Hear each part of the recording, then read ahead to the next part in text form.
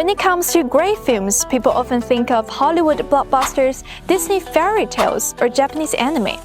However, in early 2025, Ne Zha, an iconic character from Chinese mythology, became well-known among audiences worldwide through a movie. It tells the story of Ne Zha, a rebellious boy god from Chinese folklore. In the film, he isn't born a hero, but rather finds his own path through repeated struggles and challenges. Themes of courage, growth, and self-transformation are why viewers from different countries and cultural backgrounds have embraced Ne Zha. Equally impressive is the film's technical brilliance. With around 2,000 special effects shots and contributions from 138 animation studios, the film showcases the collaborative power of the country's creative ecosystem. The director said it took 3 years to make just one scene. This marriage of artistry and technology exemplifies the significant advancement of China's film industry. Shanghai-based Hong Li Animation was involved in about a quarter of the production.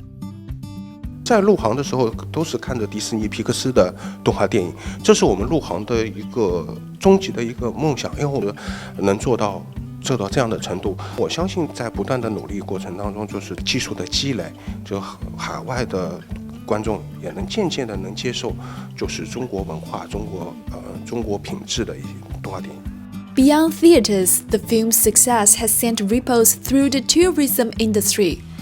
Cities tied to Ne Zha's legend are racing to transform cinematic buzz into economic gains. Tourism platform Tongcheng reported a 5-fold spike in searches for Ne Zha-themed trips.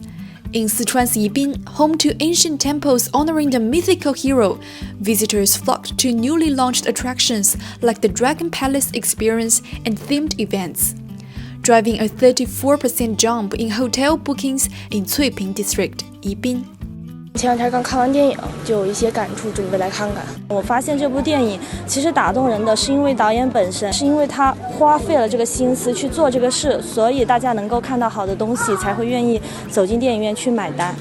The movie has also driven a surge in merchandise sales, with blind boxes and action figures selling out online and in stores. At Pop Mart's Shanghai flagship, Ne Zha blind boxes sold out within 1 day. The company currently uses a pre-sale and home delivery model, and deliveries are already scheduled up until the end of June. Taobao sold more than 60,000 blind boxes at 69 yuan each before posting they were sold out. 动画的画质还有人物形象都特别喜欢，我也特别想买那个糖椒脸那个敖丙，但是也是没有货，预定了已经。 因为现在电影还在热映中，每天都有大量的消费者在看过电影之后来询问哪吒这个系列相关的产品。那我们也是积极的在调整生产计划，现在已经积极开启了预售，希望能够通过这种更多的电影的联名产品，然后去推动更多的年轻人喜欢中国的传统文化。 Ne Zha 2 is even drawing international attention. The film opens on February 13th in Australia, the United States, Japan, New Zealand, Canada, and Singapore. Advanced tickets are selling quickly. In the United Kingdom and France, some moviegoers are traveling abroad just to watch it. The movie has also garnered foreign media attention. And beyond its box office success, Ne Zha 2 signals a new phase in China's cinematic and cultural ambitions. From video games like Black Myth Wukong to films like Ne Zha 2, Chinese companies are reshaping the global cultural scene with a tech plus culture approach. This is not just the rise of an industry, but the beginning of a dialogue between civilizations. I spoke with Darren Borrowman, head of the film production department of the Shanghai-Vancouver Film School, who has a keen interest in the movie. Darren, it's great to have you with us. Thank you. Thank you for having me. So first of all, what factors do you think contributed most to the box office success of Ne Zha 2, both domestically and internationally? Yeah, you know, it's an interesting phenomenon, I think. Internationally, I think the movie has a good opportunity to reach a wide audience because it is a sequel. It was a very accessible entry into the story. It was done in the first movie in a really simple kind of way where we care about the characters, and it had very strong universal themes, ideas that anybody around the world can relate to about parents and their child, about a child who wants to fit in but doesn't feel like he does. So that's a really strong way to tell the story and to connect with audiences, no matter what language, no matter whether we know the backstory and the mythology or not. What storytelling and animation elements stood out to you in Ne Zha 2 that might have helped elevate his appeal? One of my favorite characters is going to be Bing. He seems like a character that's very well put together. You know, he's very noble. I want to love Ne Zha, but I always think he's a little bit of a brat, which I think is the idea, right? He's a demon.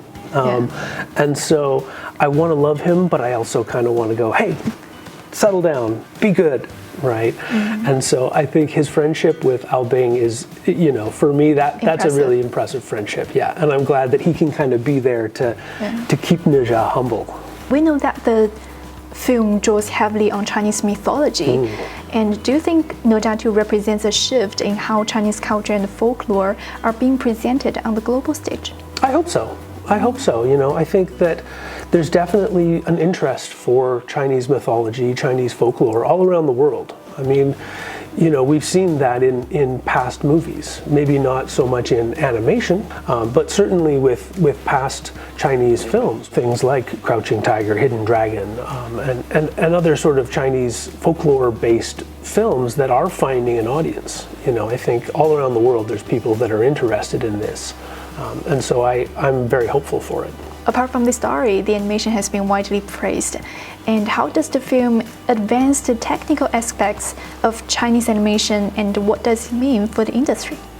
Yeah, I think the technical side of a film like this, of course, with the collaboration of all of these different studios getting together to do well over 2,000 individual special effects shots or digital effects shots, you know, shows a strong collaboration. And so what that shows us is that not only do they have that collaboration and those skills, but also it starts to make those kinds of skills and that level and that quality of work becomes a lot more accessible for the studios. The people that have done it now can help and teach the people who will do it next, right? And so that's only going to grow with each new project, each new movie, each new Ne Zha sequel. And what does the success of Ne Zha 2 mean for the future of Chinese cinema and its potential to thrive internationally? You know, I think that's going to show that that the Chinese style of filmmaking, whether it's animation, whether it's live action, you know, there's a lot of stories here that I think people are going to be interested in the details and the specifics, especially when they can be presented in a way that people are going to understand the human values no matter where we are.